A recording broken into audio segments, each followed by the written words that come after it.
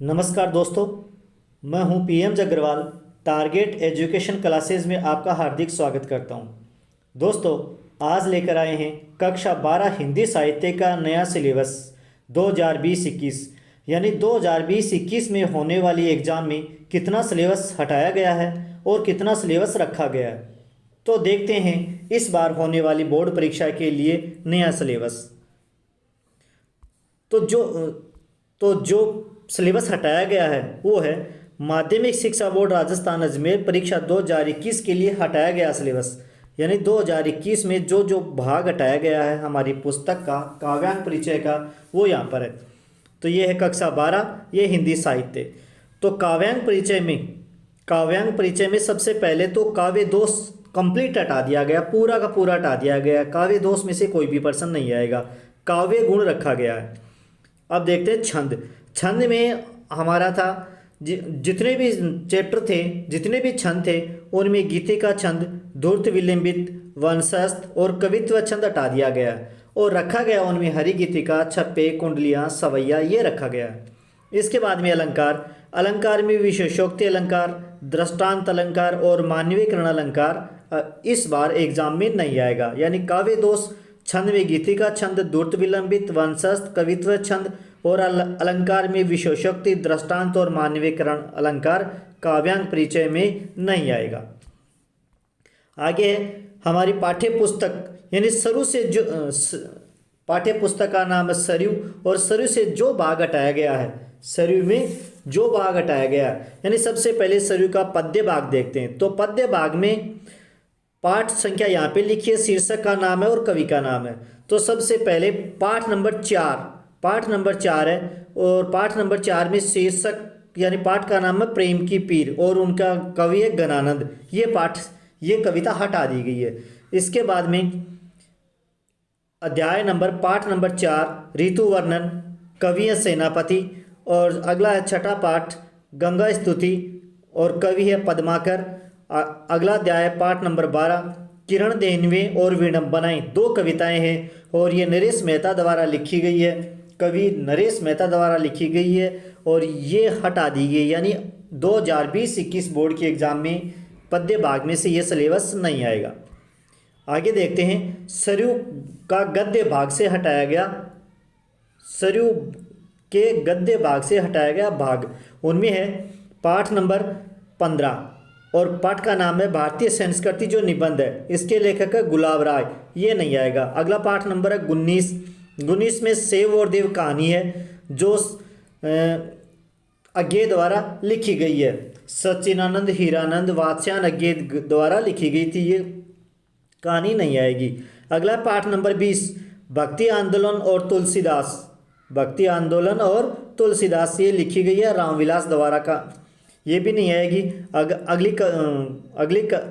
अगला जो पाठ है अध्याय भारत भी महाशक्ति बन सकता है, श्रीधर पडारकर द्वारा लिखा गया है।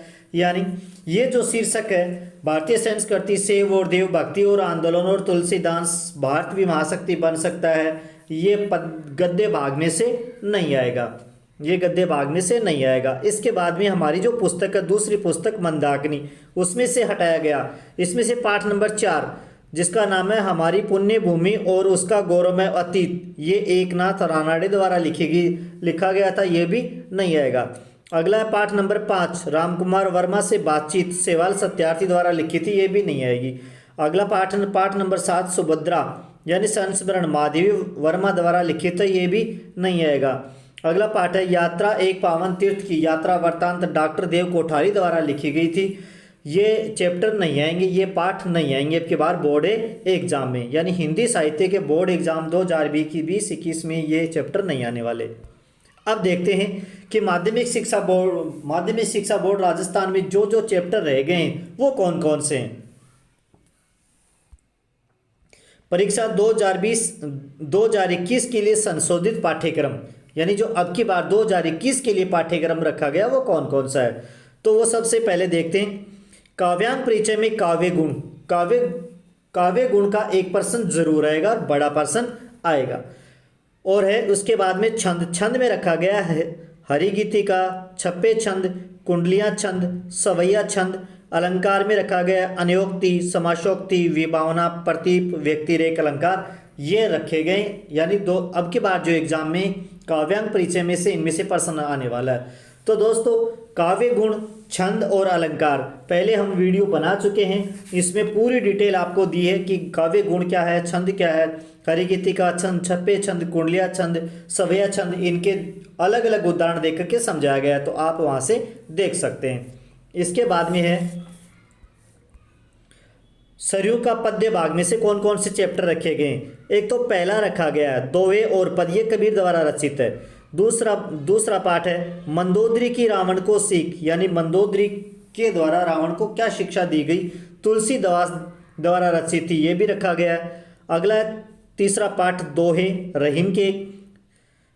अगला है यशोधरा संकलित भारत की श्रेष्ठता, ये मैथिली शरण गुप्त द्वारा है। राम की शक्ति पूजा पाठ नंबर 8 सूर्यकांत त्रिपाठी निराला द्वारा रचित है। पेशोला की प्रतिध्वनि जयशंकर प्रसाद द्वारा रचित है, यानी 9वां पाठ। 10वां पाठ है कुरुक्षेत्र तृतीय सर्ग रामधारी सिंह द्वारा रचित है। और 11वां पाठ है भारत माता और धरती कितना देती है, 2 कविताएं सुमित्रा नंद द्वारा रचित। तो ये जो पाठ है पद्य भाग का कविताएं हैं, इनमें से प्रश्न आएगा और बाकी सब हटा दिए गए हैं। इसके बाद में देखते हैं पुस्तक सरयू का गद्य भाग की गद्य भाग में से कौन कौन सा पाठ रखा गया है, कौन कौन सा चैप्टर रखा गया है। तो सबसे पहले 13 नंबर का चैप्टर है वो रखा गया है गुल्ली डंडा कहानी है प्रेमचंद द्वारा रचित। इसके बाद में 14 नंबर का चैप्टर है मिठाई वाला कहानी है भगवती प्रसाद वाजपेयी द्वारा रचित। अगला 16 नंबर का पाठ है शीर्ष के फूल या निबंध आचार्य हजारी प्रसाद द्विवेदी द्वारा रचित है। अगली कहानी है पाजेब जैनेन्द्र द्वारा रचित है। इनमें से दोस्तों एक बड़ा प्रश्न जरूर आता है, ध्यान रखना पाजेब कहानी में से बड़ा प्रश्न जरूर आएगा। अगला पाठ है 18 नंबर अलोपी संस्मरण महादेव द्वारा रचित, इसमें से भी एक प्रश्न जरूर आता है। अगला पाठ है 21 का संस्कारों और शास्त्रों की लड़ाई हरिशंकर परसाई। तो दोस्तों ये है हमारा सरयू का यानी सरयू का गद्य भाग में से जिसमें से बोर्ड एग्जाम में प्रश्न आएंगे वो भाग है, वो भाग यहाँ पर रखा गया है। इसके बाद में देखते हैं मंदाकिनी कि मंदाकिनी में से कौन कौन से पाठ इस बार एग्जाम में आएंगे, कौन कौन से चैप्टर रखे गए। तो पहला है हिंदी गद्य का विकास निबंध है। दूसरा पाठ है राष्ट्र का स्वरूप डॉक्टर वासुदेव शरण अग्रवाल द्वारा रचित। तीसरा पाठ है निर्वासित कहानी है सूर्यबाला। चौथा पाठ है सुभाष चंद्र बोस संकलित है। अगला 5वां पाठ है भारत के महान वैज्ञानिक जगदीश चंद्र बोस परमहंस योगानंद।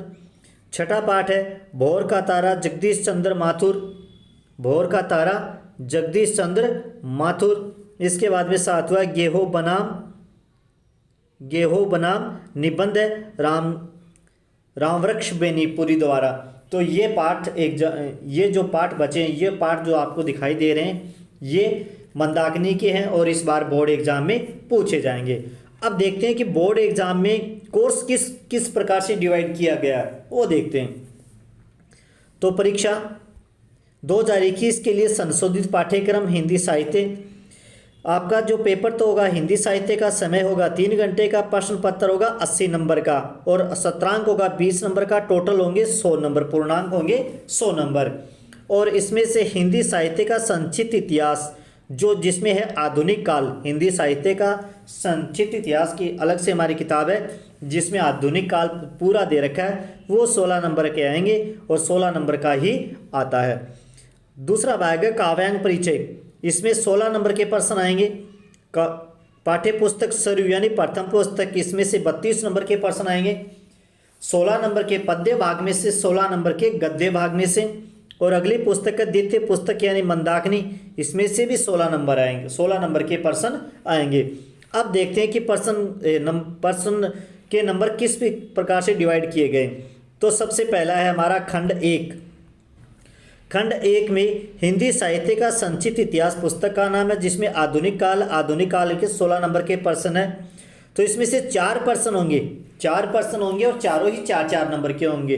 तो दोस्तों बड़े ध्यान से देखना, इस पुस्तक में से कुछ नहीं हटाया गया है, 4 नंबर के 4 प्रश्न जरूर होंगे, टोटल होंगे 16 नंबर के। खंड 2 खंड 2 में काव्यांग परिचय।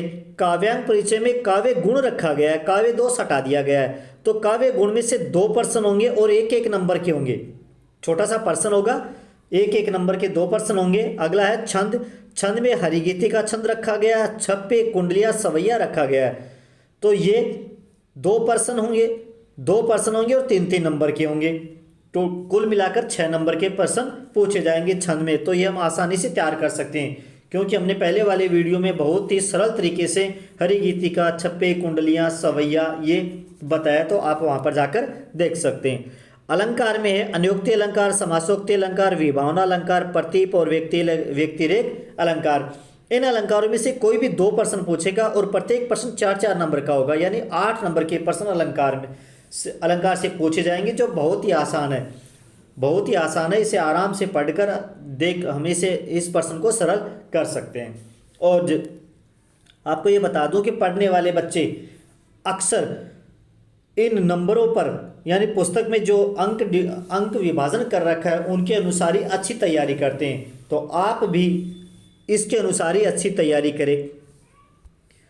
अब देखते हैं खंड 3।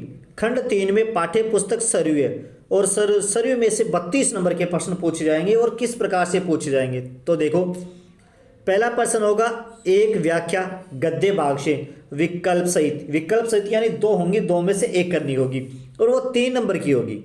दूसरा प्रश्न होगा व्याख्या प्रश्न पद्य भाग से विकल्प सहित, यानी पद्य भाग की व्याख्या होगी।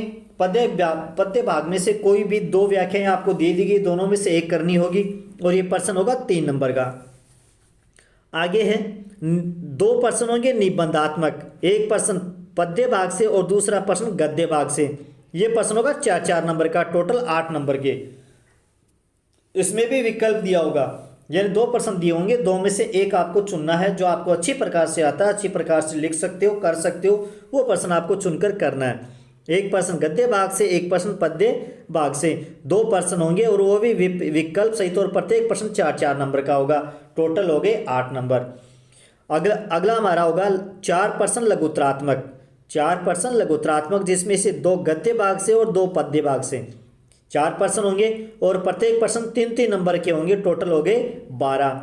इसी प्रकार किसी एक कवि या लेखक का परिचय, किसी कवि या एक लेखक का परिचय 2 नंबर का होगा, एक प्रश्न। इसके बाद में 2 अति लघुत्तरात्मक प्रश्न, एक गद्य भाग से और एक पद्य भाग से, यानी 1-1 नंबर का 2-2 नंबर का प्रश्न होगा और 2 प्रश्न होंगे 4 नंबर का। ये हो गया आपका सरयू भाग से अंकों का बंटवारा। इसके बाद में हमारी पुस्तक मंदाकिनी, जो 16 नंबर की होगी खंड 4 में।